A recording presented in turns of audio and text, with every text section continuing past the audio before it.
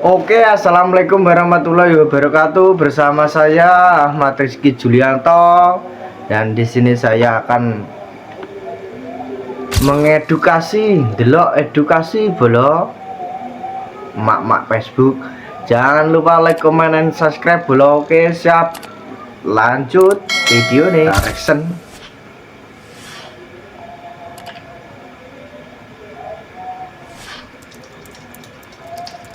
Kenapa ibu-ibu Facebook Dulu aneh? Facebook cuma tempat buat update status alay dan share foto keluarga. Tapi sekarang isinya makin absurd.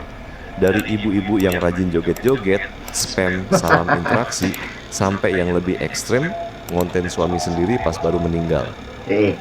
Mata nih bojone bolo lagi mati rek konten ae.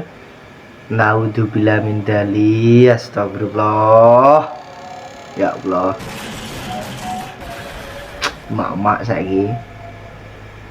Kenapa bisa begini?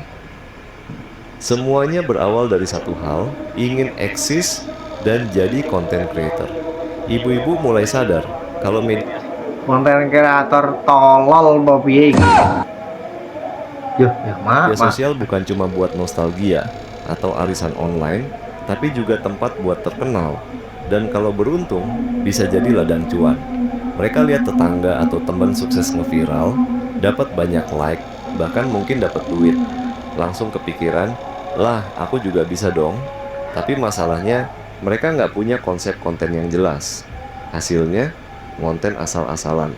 Hari Bolo aja konten asal-asalan yo. Konten sing bermanfaat ae, oke? ini joget, besok curhat rumah tangga, lusa jualan, minggu depan bikin video suasana pemakaman suami. Semua yang terjadi dalam hidup mereka langsung diunggah ke Facebook tanpa pikir panjang. Salah satu penyebab utama ini makin parah adalah algoritma Facebook dan TikTok. Platform ini lebih memprioritaskan engagement daripada kualitas. Artinya, makin absurd atau emosional kontennya, makin besar kemungkinan viral. Makanya, ada yang bikin Ojo gampang viral bolo, sing gampang viral kui gampang ngilange. Yo. video nangis Bombay di pemakaman, berharap dapat simpati dan ribuan share. Di sisi lain, ada juga faktor FOMO, fear of missing out. Ibu-ibu nggak mau ketinggalan tren. Mereka lihat orang lain sukses bikin video pendek, langsung ikut-ikutan. Tapi karena nggak ngerti strategi, mereka malah nyampur semua jenis konten. Halo teman-teman, cuma mau nyapa atau bikin polling nggak penting kayak kalian tim nasi diaduk atau enggak, tapi Kalian tim nasi diaduk atau enggak, Bun? Coba komen. Aneh mendok bun. ini ada satu hal yang bikin fenomena ini lebih ekstrim, kurangnya batasan privasi dan etika digital. Generasi muda mungkin tahu mana yang pantas diposting, mana yang terlalu pribadi. Tapi buat ibu-ibu ini, Facebook itu kayak buku harian digital. Semua kejadian, dari yang receh sampai yang tragis, bisa dibagikan tanpa filter. Jadi, apakah mereka benar-benar ingin jadi kreator FB Pro atau cuma asal eksis? Bisa jadi dua-duanya. Yang jelas, selagi algoritma masih mendukung konten random dan absurd, ibu-ibu Facebook bakal terus bikin kejutan. Pertanyaannya, tren ini bakal bertahan atau justru makin liar? Epictetus pernah berkata, "It's not things that upset us, but our judgments about them." Bukan kejadian yang mengganggu kita, tetapi cara kita menilainya. Jika kita lihat dari sudut pandang ibu-ibu ini, mereka hanya berusaha memenuhi kebutuhan manusia yang paling dasar. Ingin diakui, ingin dianggap ada, dan ingin merasa berarti. Di era digital, pengakuan sosial bukan lagi dari lingkungan sekitar saja, tetapi juga dari like, share, dan komen. Maka bagi Like, share, and comment. Ojo lali subscribe belo, oke? Siap. di mereka, membuat konten, saneh apapun, adalah cara untuk mendapatkan validasi sosial. Dalam stoikisme, kita diajarkan untuk memisahkan hal-hal yang bisa kita kendalikan dan yang tidak. Seneca pernah berkata, "Luck is what happens when preparation meets opportunity." Banyak ibu-ibu ini yang melihat kesempatan untuk terkenal dan sukses di media sosial. Mereka sadar dunia digital memberi mereka panggung yang tidak pernah mereka miliki sebelumnya. Masalahnya, dalam mengejar validasi ini, mereka sering kehilangan kendali atas diri sendiri. Mereka tidak lagi berpikir panjang tentang etika, privasi, atau batasan. Jika Juh, stoikisme mengajarkan kita untuk hidup Iki selaras karo dengan renungan ya, kebajikan, Bolo. virtue, Karo renungan iki bolo yo. Mak-make elingno aja aneh-aneh, oke? maka fenomena ini menunjukkan betapa sulitnya menahan dorongan untuk mencari kepuasan instan. Marcus Aurelius dalam Meditations sering mengingatkan dirinya sendiri untuk tidak dikendalikan oleh hal-hal eksternal. Tetapi di era media Ngantuk sosial, bolo. banyak orang, termasuk ibu-ibu di Facebook, sebenarnya sedang dikendalikan oleh algoritma. Mereka berpikir mereka bebas memilih apa yang mereka posting, tetapi pada kenyataannya, mereka hanya bereaksi terhadap dorongan eksternal. Mereka hanya bereaksi terhadap dorongan eksternal. Trend, viewer, and like bolo. Tren, views, dan like. Stoikisme mengajarkan ataraksia, ketenangan jiwa yang tidak tergoyahkan oleh faktor eksternal. Jika mereka memahami prinsip ini, mereka mungkin akan lebih bijaksana dalam bermedia sosial, tidak mudah tergoda oleh validasi sesaat, dan lebih fokus pada hal-hal yang lebih bermakna dalam hidup. Fokus Lampu bolo. indikator mobil nyala Ya, Anda jangan bul, panik pelan. karena Gwen. Model utama telah ditingkatkan Yo, ke yo. Gwen. YouTube beriklan aja. Sabar. Gak ono Banyak bayaran. ibu yang tanpa sadar mengekspos kehidupan pribadi anak-anak mereka Lanjut, di media Bolo. sosial, seringkali tanpa izin atau pertimbangan etika. Contohnya, oversharing kehidupan anak. Dari foto anak mandi, nilai rapor, sampai curhatan Mata nih anak mandi lah nek perawan piye ngene iki. Gatel iki yo. tentang kenakalan anak, semuanya diumbar ke Facebook. Anak-anak ini tumbuh tanpa privasi dan hak atas cerita hidupnya sendiri. Eksploitasi demi konten, beberapa ibu bahkan secara sadar menjadikan anak sebagai objek konten demi engagement, membuat drama keluarga, memposting video anak nangis, atau merekam momen memalukan mereka. Efeknya, anak-anak bisa kehilangan batasan antara dunia nyata dan digital. Mereka tumbuh dengan asumsi bahwa hidup harus selalu dibagikan, bahkan hal yang seharusnya bersifat privat. Anak-anak jadi rentan terhadap krisis identitas and mental health issues. Karena terbiasa melihat ibunya membangun persona online yang harus sempurna atau harus viral, anak-anak bisa mengalami kebingungan identitas.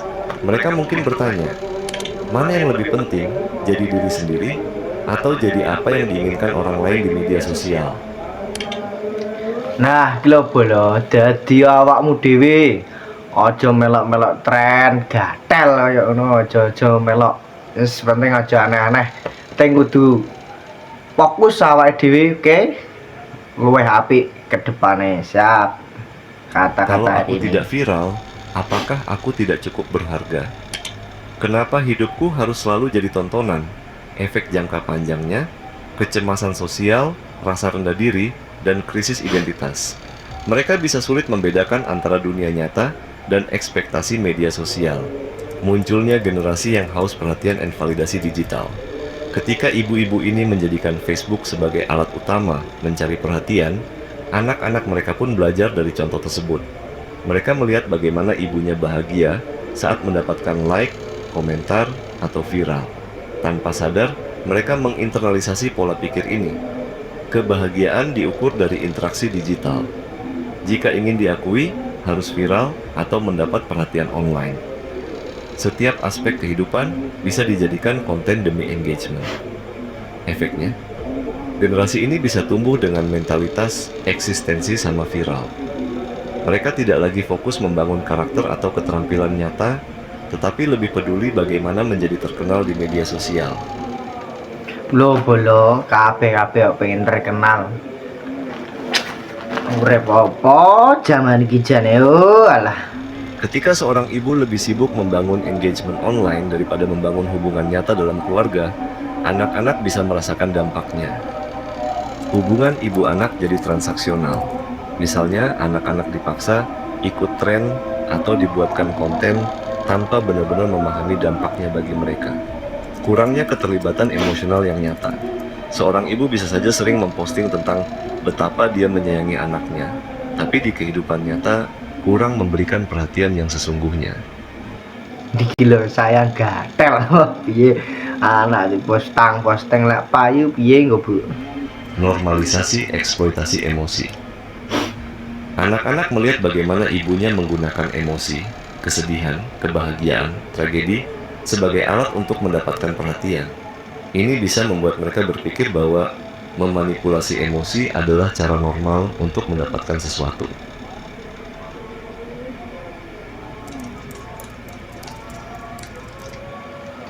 Dampak fenomena ibu-ibu Facebook terhadap platform media sosial belum. Oke, lanjut. Facebook dan platform lain seperti TikTok atau YouTube memiliki satu tujuan utama, mempertahankan perhatian pengguna selama mungkin. Jika mereka melihat bahwa konten ibu-ibu yang sering absurd, dramatis, atau penuh emosional memancing lebih banyak interaksi, maka algoritma akan semakin memprioritaskan jenis konten ini. Efek jangka pendek, timeline akan semakin dipenuhi konten receh, drama berlebihan, dan oversharing.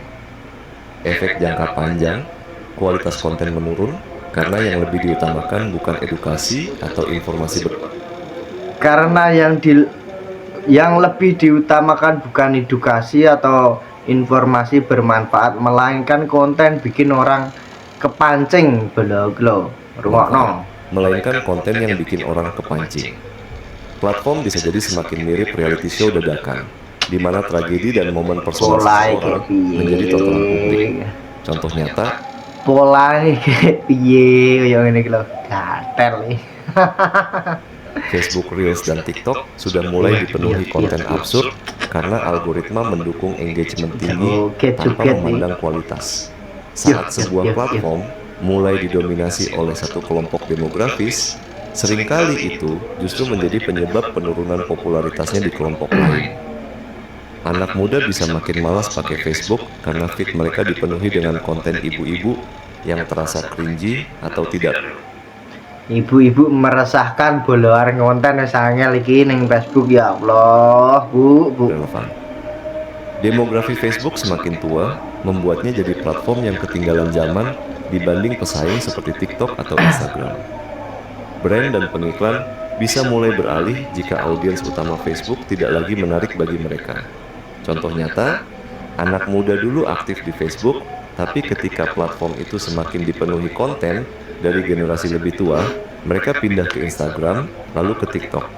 Jika ini terus berlangsung, Facebook bisa menjadi seperti televisi konvensional, didominasi satu generasi, sementara generasi lain sudah pindah ke tempat baru.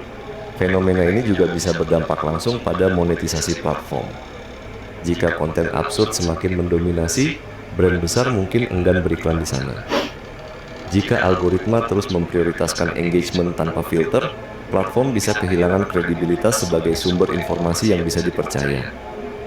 Platform bisa terkena regulasi lebih ketat jika terlalu banyak konten yang dianggap melanggar privasi atau etika.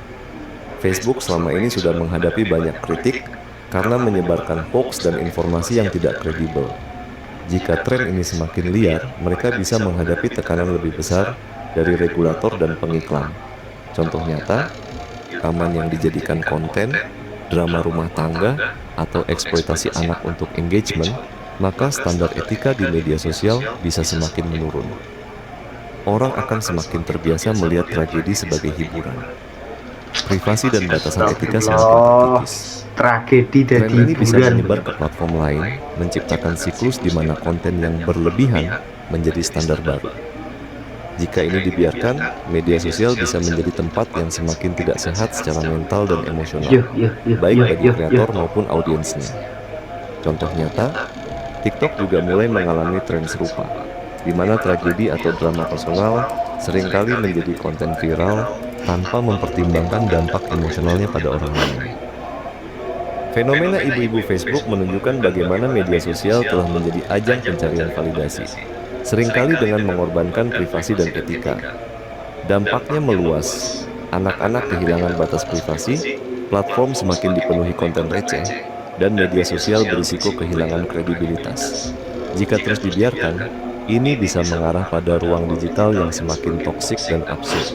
Solusinya, kesadaran dan edukasi digital agar media sosial kembali berfungsi sebagai tempat berbagi yang sehat, bukan sekadar panggung mencari perhatian.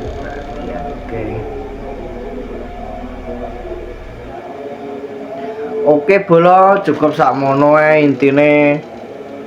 Aja melok-melok sing viral, aja melok-melok sing trading saiki. Yo, tetep dadi awake dhewe, fokus.